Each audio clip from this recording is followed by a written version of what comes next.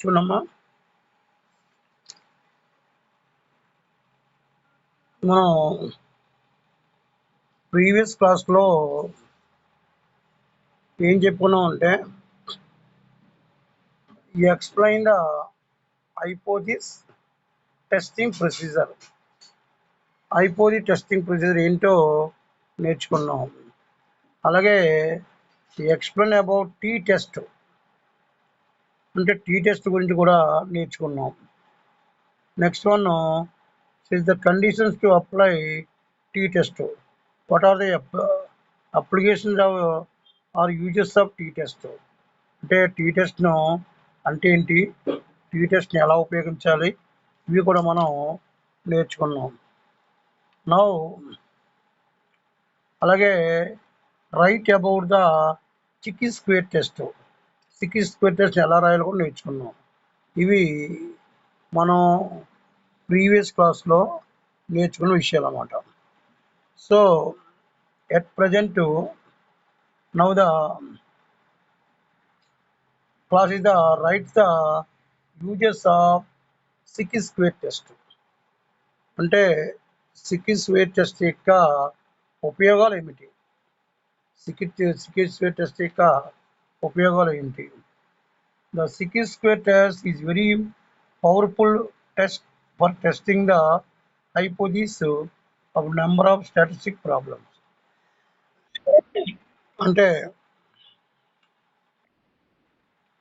ఈ స్టాటిస్టిక్లో హైపోథిసిస్ ద్వారా అనేక రకమైన సమస్యల్ని, అనేక రకమైన ప్రాబ్లమ్స్ని సాల్వ్ చేయడానికి సిక్కీ స్క్వేర్ టెస్ట్కి చాలా పవర్ఫుల్ టెస్ట్ అన్నమాట. అతి శక్తివంతమైన పరీక్షా సాధనం. The important uses of the chi square test are, అంటే ఈ టెస్ట్ని ఈ కింది రకాలుగా ఉపయోగిస్తాం.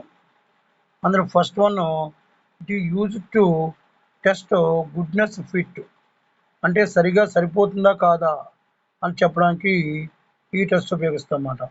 Under this test there is only one variable, so univariate distribution to be use in the test. అంటే ఏంటి, ఈ టెస్ట్లో ఎల్లప్పుడూ కూడా మనం ఒకే ఒక వేరియబుల్ ఉపయోగిస్తామన్నమాట. ఒకే ఒక వేరియబుల్ ఉపయోగించామంటే మనం స్టార్టింగ్ ఏం చెప్పుకున్నాం, యూనివరేట్ టెస్ట్ అనాలిసిస్ అన్నమాట. అంటే ఒకే ఒక టెస్ట్ వేరియబుల్ ఉపయోగిస్తే దాని యూనివరేట్ డిస్ట్రిబ్యూషన్ అన్నమాట. యూనివరేట్ డిస్ట్రిబ్యూషన్కి దీన్ని ఉపయోగిస్తాం.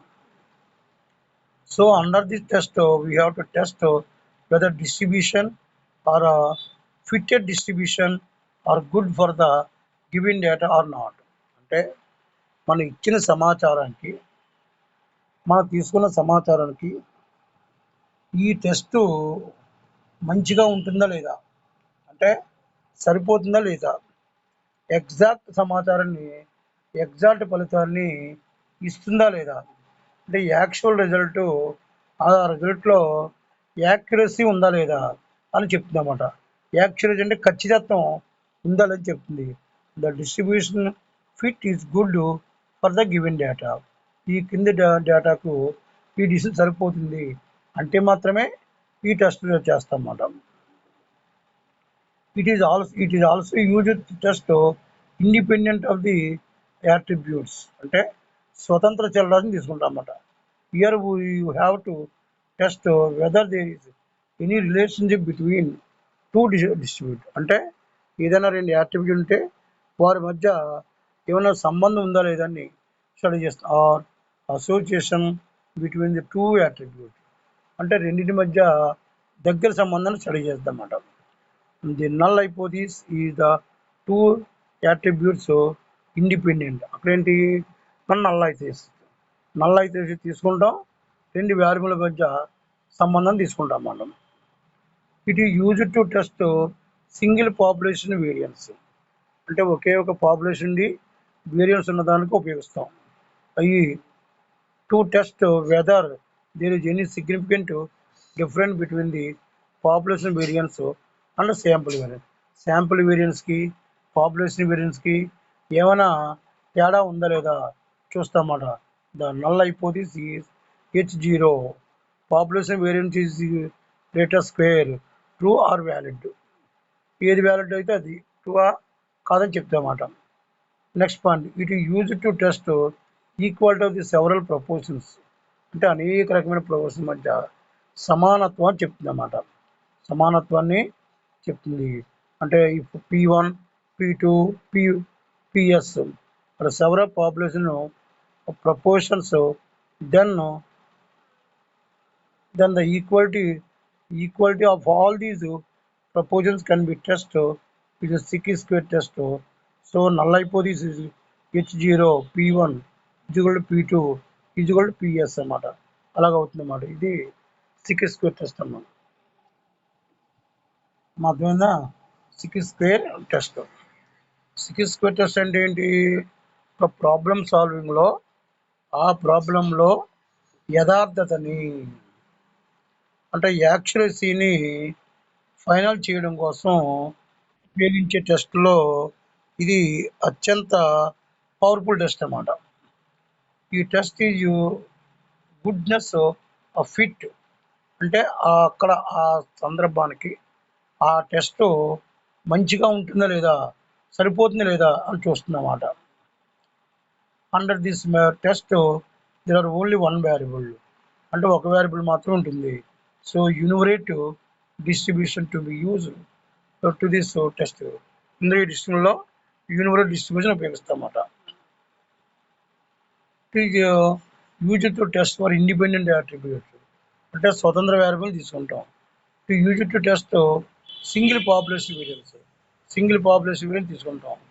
Use to equality of the several proportion, అనేక ప్రపోర్షన్కి ఈక్వాలిటీ కూడా చూస్తాం. ఇది ఏంటంటే మనకి write the uses of the ఏంటమ్మా Secchi square test. Now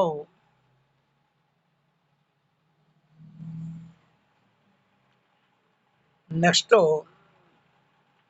very important topic, define correlation, explain the importance of correlation. అంటే ఏంటి? సహసంబంధం అంటే ఏమిటి? సహసంబంధం యొక్క ప్రాముఖ్యతను వివరించండి. ఏంటి? Define correlation, explain the importance of correlation. సహసంబంధం అంటే ఏంటి? సహసంబంధం ప్రాముఖ్యత ఉంచింది. Correlation measure the degree of relationship between two or more variables. అంటే ఏంటి? రెండు కానీ అంతకన్నా ఎక్కువ కానీ అంశాల మధ్య ఏంటి సంబంధము, అంటే సంబంధం ఎలా ఉంది అని చెప్పడానికి ఈ కొరిలేషన్ ఉపయోగిస్తామన్నమాట. అంటే ఏవో రెండు ఐటమ్స్, అంటే భార్యల వయసు, భర్తల వయసు, తర్వాత డిమాండు, సప్లై, డిమాండు, ధర, డిమాండు, అడ్వర్టైజ్మెంట్. అంటే ఏదో కొన్ని నియరెస్ట్ దగ్గర సంబంధం ఉన్న రెండు అంశాల మధ్య సంబంధాన్ని స్టడీ చేయడానికి ఉపయోగించేది ఏంటంటే కొరిలేషన్ ఉపయోగిస్తామా, సహసంబంధం ఉపయోగిస్తాం. We observe that all fathers generally have tall sons. అంటే tall fathers generally have tall sons. అంటే ఏంటి? మనం అబ్జర్వ్ చేస్తాం, తండ్రి పొడుగ్గా ఉంటే కొడుకు కూడా పొడుగ్గా పుడతాడు. అంటే అంటే ఫాదర్ ఎప్పుడైతే టాల్ హైట్ ఎక్కువ ఉన్నాడో తన కొడుకు కూడా ఎలా పుడతాడు? కొంచెం హైట్గానే పుడతాడు. Similar, the weights of tall men are generally higher than those short men. అంతేకాకుండా ఈ పొట్టిగా ఉన్న వారి హైట్ కంటే వెయిట్ కంటే పొడవుగా ఉన్న వారి హైట్ ఎక్కువగా ఉంటుంది. These phenomena suggested some sort of relation between two variables. అంటే ఏం లేదు, అంటే పొడగరి తండ్రికి ఏమో పొడగరి కొడుకు పుడతాడు, పొట్టి తండ్రికి ఏమో పొట్టి కొడుకు పుడతాడు. తర్వాత పొడగరోళ్ళకి ఏమో వెయిట్ ఎక్కువ ఉంటుంది, పొట్టోళ్ళకి వెయిట్ తక్కువ ఉంటుంది. ఇలా మనకి కొన్ని తీసుకుని ఆ ఫినోమినా ఆ టాపిక్ మీద రెండు అంశాల మధ్య రిలేషన్ ఎలా ఉంటుంది చెప్పాడు. That relationship is known as the correlation. ఆ సంబంధం ఏంటంటే సహ సంబంధము. ఏంటమ్మా? సహ సంబంధము. ఇప్పుడు ద ఇంపార్టెన్స్ ఆఫ్ కొరిలేషన్ ఏంటమ్మా? Importance of correlation. కొరిలేషన్ యొక్క ప్రాముఖ్యత ఏంటి? కొరిలేషన్ యొక్క so the study of correlation is extremely useful government, business and consumers for knowing the behavior of the various interrelated and interdependent variables. అంటే ఏంటి? ఈ సహసంబంధ analysis యొక్క ప్రాముఖ్యత ఎవరికి అవసరం అంటే ప్రభుత్వానికి, వ్యాపార సంస్థలకి, వినియోగదారులకి. ఇది ఎందుకు అవసరం అంటే మనకి దగ్గర సంబంధం అన్నా రెండు లేక అంతకన్నా అంశాల మధ్య రిలేషన్ ఎలాగుంది, సంబంధం ఎలాగుంది అని స్టడీ చేయడానికి ఈ కొరిలేషన్ ఉపయోగపడుతుందమ్మా. ఇక్కడ కొరిలేషన్ ఉపయోగపడుతుంది. ఈ some of the specific of the study of the correlation explain below. అంటే కొన్ని దానికి అతను స్టడీ చేసిన కొన్ని పాయింట్స్ గురించి మనకి వివరిస్తున్నమాట. పాయింట్ 1, కొరిలేషన్ అనేది helps us to understand the relation between different economic values such as demand, price, supply, commodities, savings, investment, profits, earned, per capita income, and consumption pattern, exports and imports, etc. అంటే కొరిలేషను ఏం చెప్తుందంటే economic కాన్సెప్ట్లు అయినా ఏ కాన్సెప్ట్లు?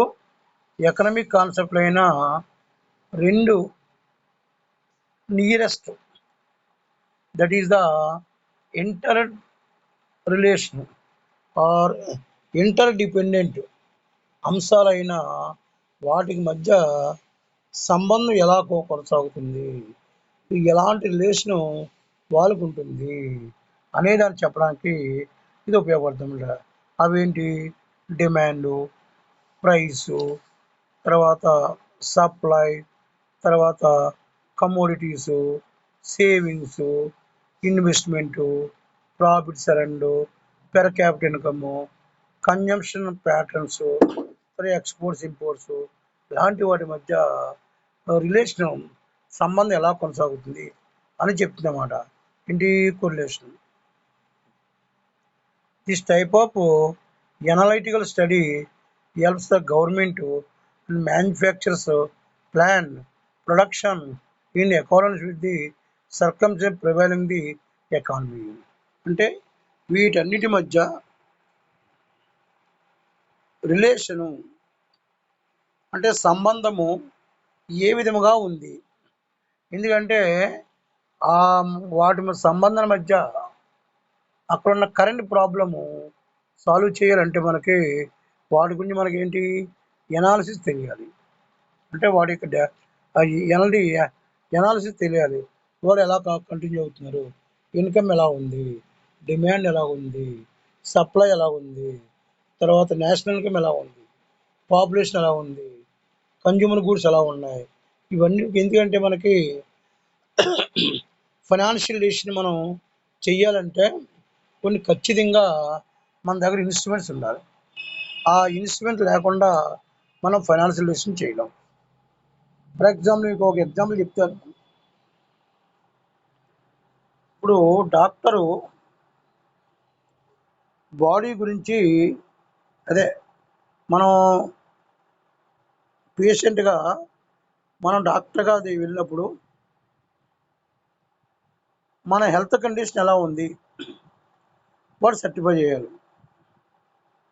Certify చేయాలంటే మనకు first of all ఏం చేస్తున్నాడు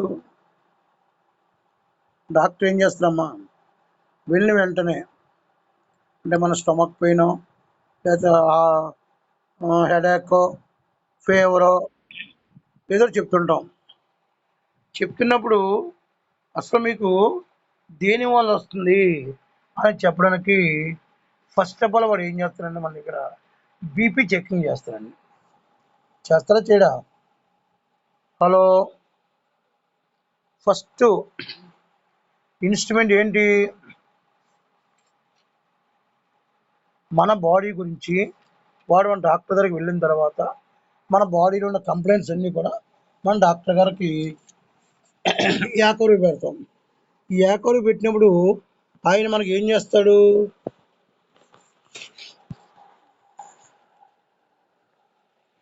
ఇలా చెప్తే వినిపిస్తుందా మీకు?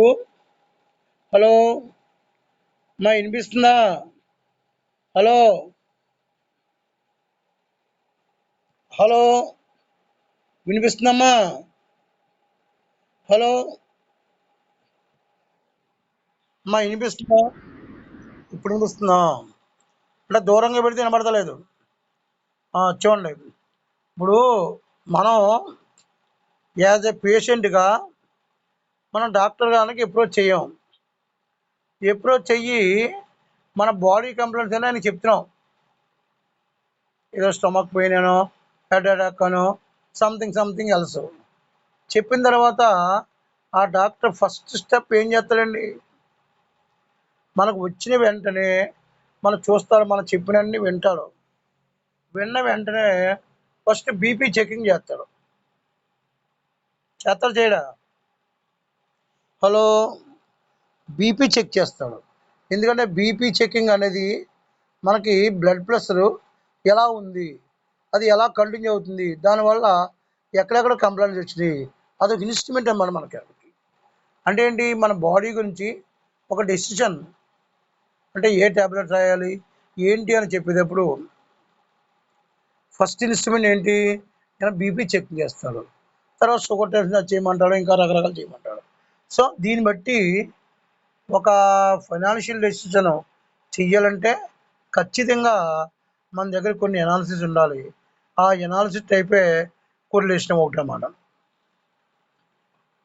This type of analytical study helps to government and manufacturing to plan the production according with the circumstances prevailing in the economy. అంటే ఎకానమీలో ఉత్పత్తి ఆధారంగా కొంత డెసిషన్ మేకింగ్ చేయాలంటే వీటి గురించి మనం ఎనాలిసిస్ చేయాలి. ఏం చేయాలమ్మా? ఎనాలిసిస్ చేయాలి. సెకండ్ పాయింట్ ఏంటి మనకి?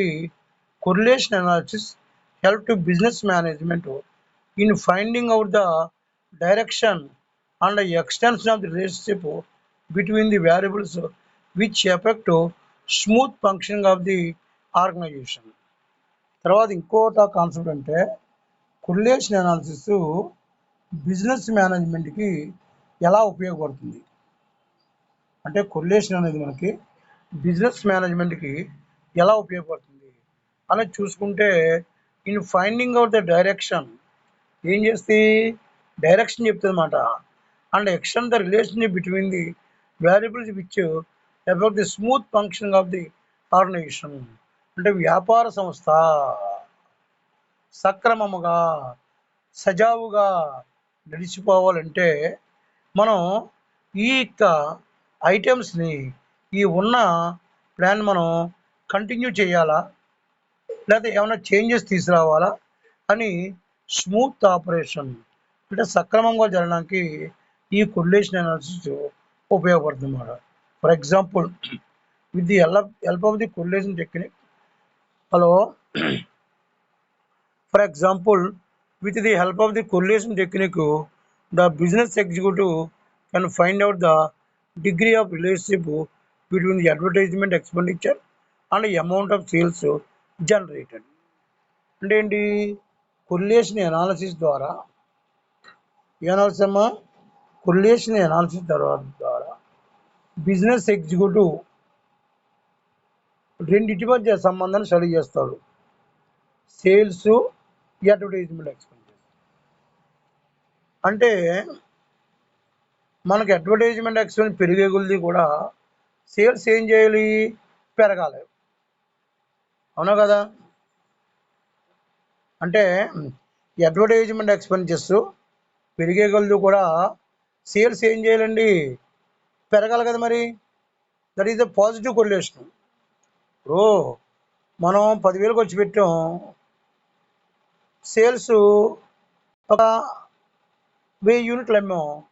సపోజు 20,000 ఖర్చు పెడుతున్నాం, కనీసం ఇంకా పెరగాలి కదా. ఆ 1000 యూనిట్లకి ఇంకో 500 యూనిట్లు, ఇంకో 1000 యూనిట్లు పెరగాలి. అంటే వాడి రిలేషన్ ఎలా ఉంది, మనం పెట్టే అడ్వర్టైజ్మెంట్కి వచ్చి ఎలా ఉంది, మన సేల్స్ టార్గెట్ ఎలా ఎలా రైజ్ అప్ చేస్తున్నాం వినేదానికి మనకి ఎనాలిసిస్ చేస్తాం అన్నమాట. ఆ విధంగా అమ్మకాలకి, ప్రకటన ఖర్చులకి మధ్య గల సంబంధాన్ని స్టడీ చేయడం ద్వారా బిజినెస్ ఎగ్జిక్యూటివ్కి ఈ కొరిలేషన్ ఉపయోగపడుతుంది అన్నమాట. They can also find out the functional relationship between cost, sales price. అంతేకాకుండా వ్యయానికి, అమ్మకం ధరకి మధ్య గల సంబంధాన్ని కూడా ఇది మనకి తెలియజేస్తుంది అన్నమాట.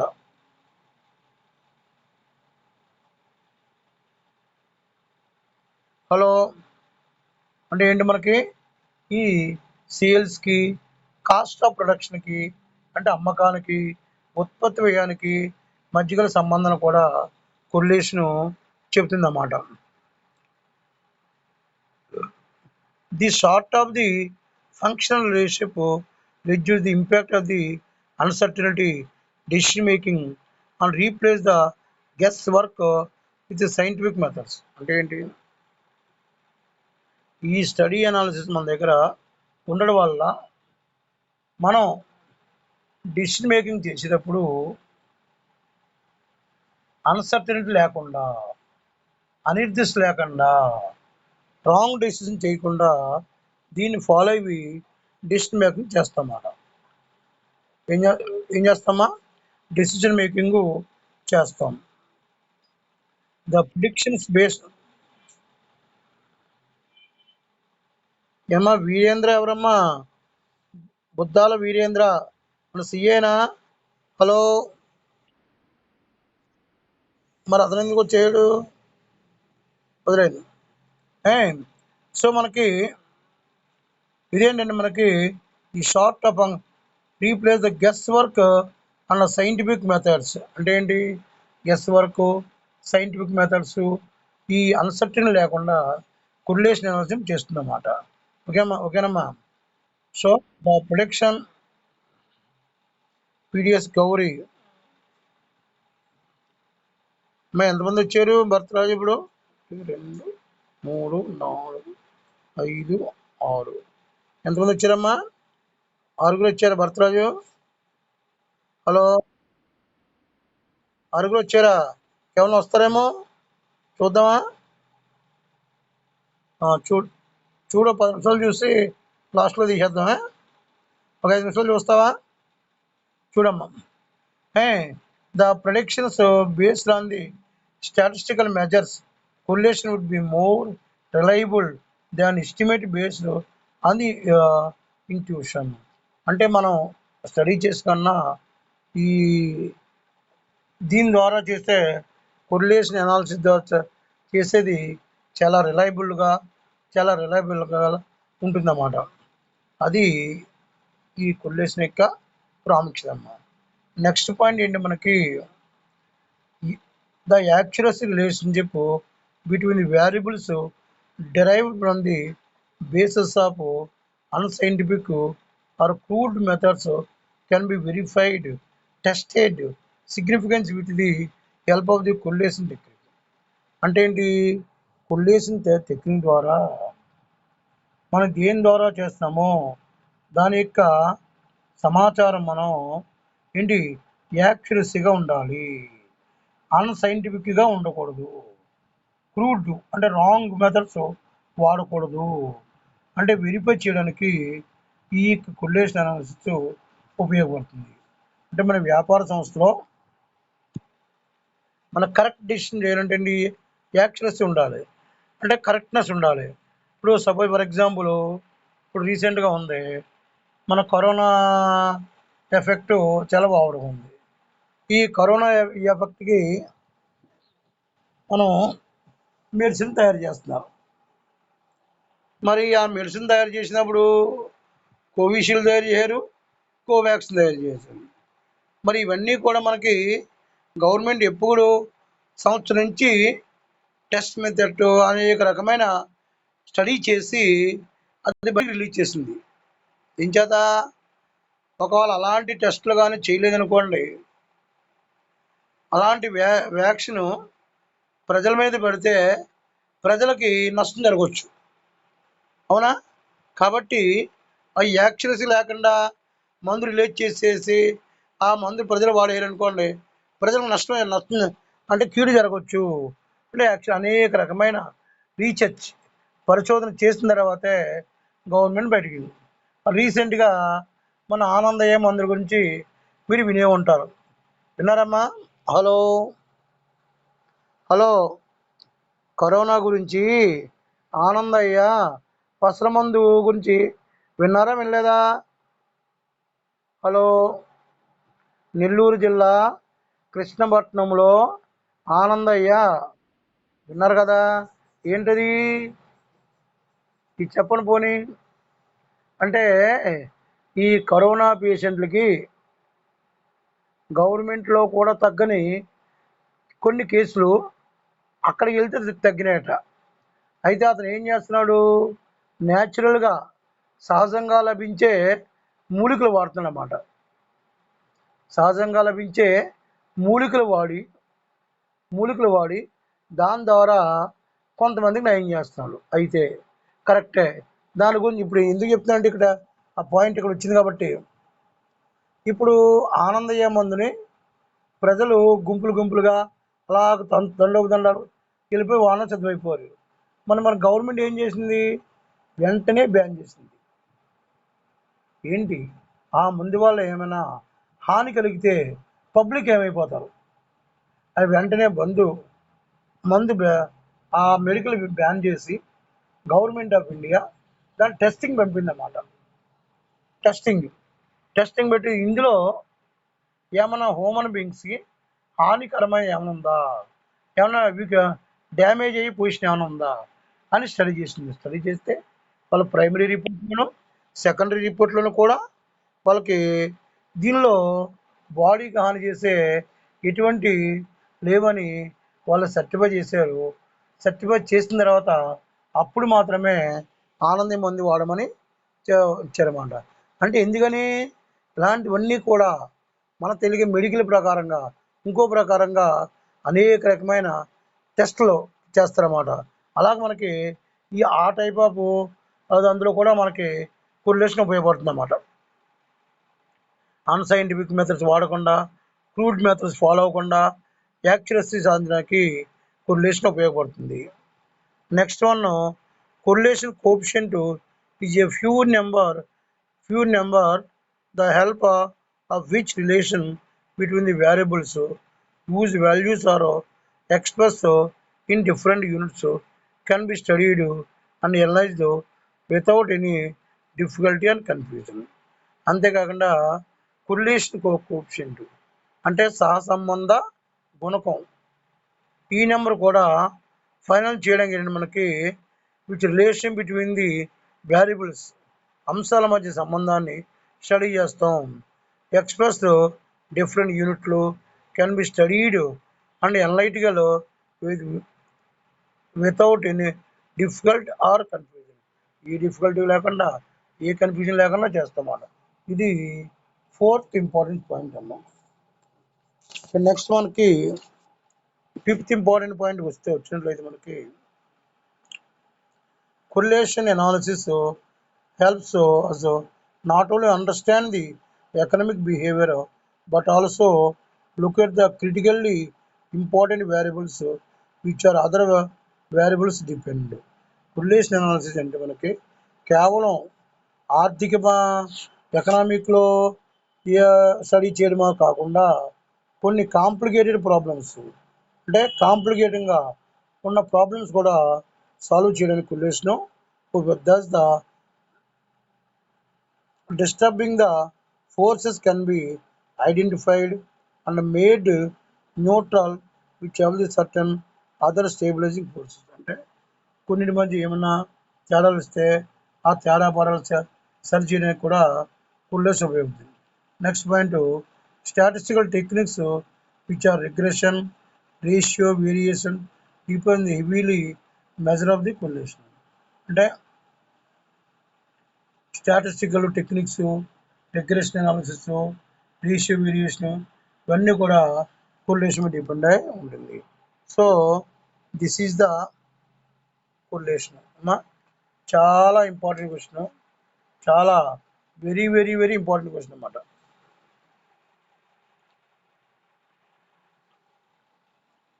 ఏంటమ్మా? Define correlation, explain the importance of correlation. చాలా వెరీ వెరీ ఇంపార్టెంట్ కొరిలేషన్ అన్నమాట. ఓకేనా? నెక్స్ట్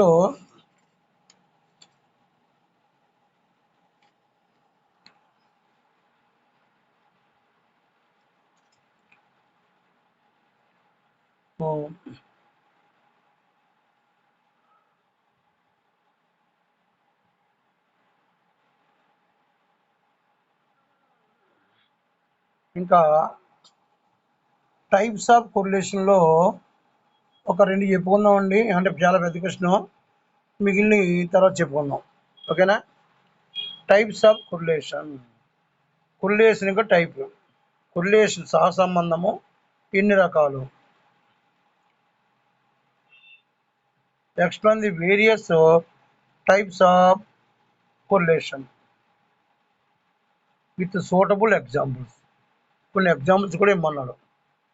లేకపోతే ఈ క్వశ్చన్ రేపు చెప్పుకున్నానండి. ఇంకా టైం ఎంత ఇప్పుడు అవ్వదు. ఇంకా రేపు చెప్తున్నాను. ఇంకా ఇంకేంటి? ఇంకా చెప్పండి. మనకి ఇందులో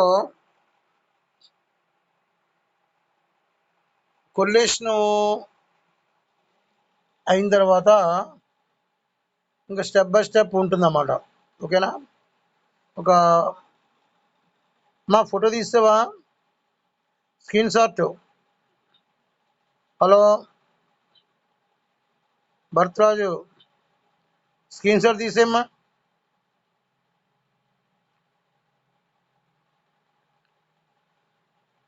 హలో అమ్మా, భరత్రాజు తీసావా? Jaya, hello hello. ఇప్పుడు బ్రీఫ్గా మీకు స్టాటిస్టిక్స్ మనకి ఏ సెమ్లో ఉంది? ఆల్రెడీ టచ్ ఉందని చెప్పారు. ఏ సెమ్లో ఉంది? ఫస్ట్ సెమ్మా, సెకండ్ సెమ్మా, థర్డ్ సెమ్లో ఉందా? అందులో ఏవే చాప్టర్లు కవర్ అయినాయి మీకు? స్టాట్లో measures of central tendency cover అయిందా? అంటే ఏంటి? కేంద్ర స్థానం కొలతలు, ఏఎంఓ, మీడియను, మోడు, జిఎంఓ, హెచ్ఎంఓ 5 కవర్ అయినాయా? అక్కడ కవర్ అవ్వలేదా? బారెక్స్, మీడియన్ అయింది కదా. రెండోది మెజర్స్ ఆఫ్ డిస్పర్స్ ఉంది. అంటే విస్తరణ మానాలు. అందులో 4 ఉంటాయి. ఏంటంటే range, quartile deviation, mean deviation, standard deviation. అయినాయి అయ్యి. తర్వాత స్కివినెస్లో ఎస్కేపి, పియర్సన్ స్కివినెస్, బౌలీ స్కివినెస్ ఉంటాయి. అది అయిందా? స్కివినెస్ అంటే మీకు మ్యాక్సిమం టచ్ ఉన్న సబ్జెక్ట్ ఇది ఇదని. తర్వాత కొరిలేషన్లో, కొరిలేషన్ ఇప్పుడు చెప్పి చాప్టర్, ఇందులో స్పియర్మెన్ కొరిలేషను, ర్యాంక్ కొరిలేషన్ 2 ఉంటాయి. ఆ 2 చేసేటప్పుడు స్పియర్మెన్ కొరిలేషను, ర్యాంక్ కొరిలేషను 2 చేసారా చేయలేదా? Idea okay, right. Rank correlation, Spearman rank correlation, rank correlation. మరి రిగ్రెషన్ ఉందా? రిగ్రెషను రిగ్రెషన్ అనాలిసిస్ ఉంది కదా, ఉందా లేదా? అంటే ఎక్స్ మీద వై రిగ్రెషను, వై మీద ఎక్స్ ఉందా లేదా? ఉందా? ఓకే. టైమ్ సిరీస్, కాల శ్రేణులు, టైమ్ సిరీస్. అయితే మొత్తం సబ్జెక్ట్ అంతా ఇంక మాక్సిమం టచ్ ఉన్నట్టే. ప్రాబ్లమేటిక్ ఇంక ఇబ్బంది ఏముండదు అయితే మీకు. అర్థమైందంటే నెక్స్ట్ లైన్‌లో ఏముంటాయంటే కొరిలేషన్ ప్రాబ్లమ్స్ ఉంటాయి. కొరిలేషన్ మీద. అలాగే ర్యాంక్ కొరిలేషన్ ఉంటాయి. ప్రాబ్లమ్స్. ఓకేనా? వీటిల మీద మనకి ప్రాబ్లమ్స్ ఉంటాయన్నమాట.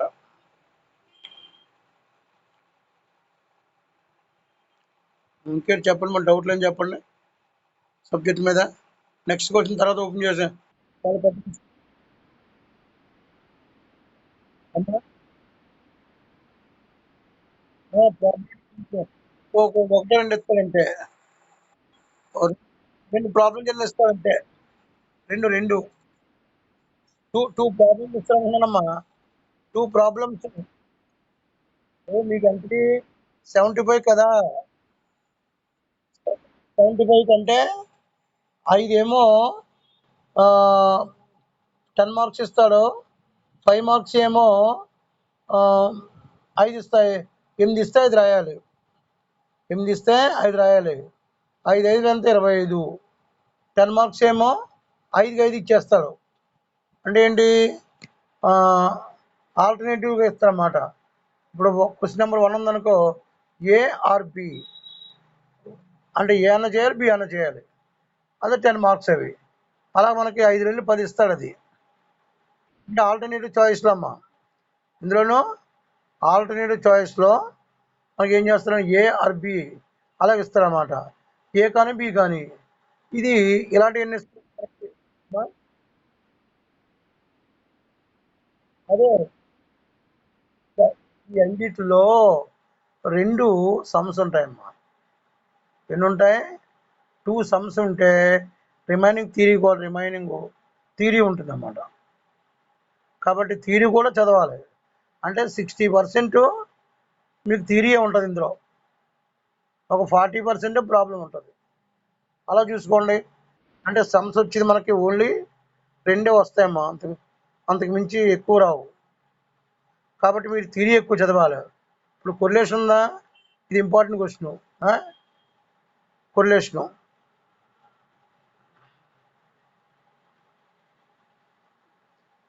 కాబట్టి మీరు ఎక్కువ థియరీ మీదే బేస్ అవ్వండి. దేని మీద బేస్ అవ్వాలి? థియరీ మీద బేస్ అవ్వాలి. ప్రాబ్లమ్స్ ఎలాగ ఉన్నాయి కదా, మనం చేస్తున్నాం. ఆల్రెడీ మీకు సబ్జెక్ట్లో టచ్ ఉందన్నారు. టచ్ ఉందన్నారు కదా.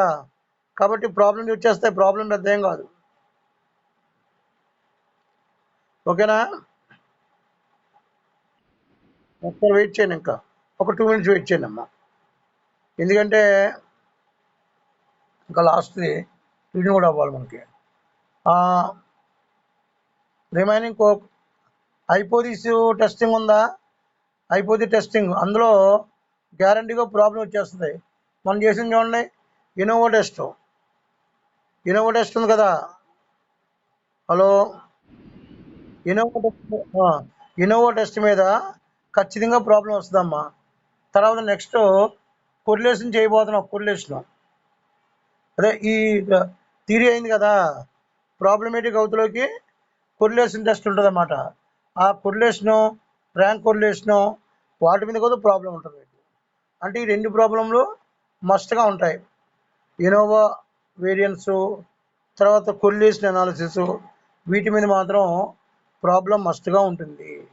మీరు చేయాల్సిన రిమైనింగ్ థియరీ చదువుకోవాలి. మరి థియరీ చదువుకోవాలి. ఓకేనా? సో మనకి ఒక నిమిషం, ఇంకొక డౌట్స్ ఉన్నాయి, అది అయిపోయింది. అంటే మీరు కొంతమంది ఏంటంటే ఇన్ టైంకి రావట్లేదమ్మా. ఇన్ టైంకి రాకపోవడం వల్ల ఇబ్బంది ఏంటంటే మనకి వీడియో చివరి దాకా వెళ్ళాలి. టైంకి మీరు వచ్చేసారనుకో ఈ ప్రాబ్లం ఉండదు. ఈ టైంకి అందరూను ఉన్నవాళ్ళు ఎంతమంది అంతమంది టైంకి అటెండ్ అవ్వాలి క్లాస్కి. నేను అందుకే మీకు ముందుగానే అలౌ చేస్తాను. ఓకే అమ్మ, క్లోజ్ చేస్తున్నాను.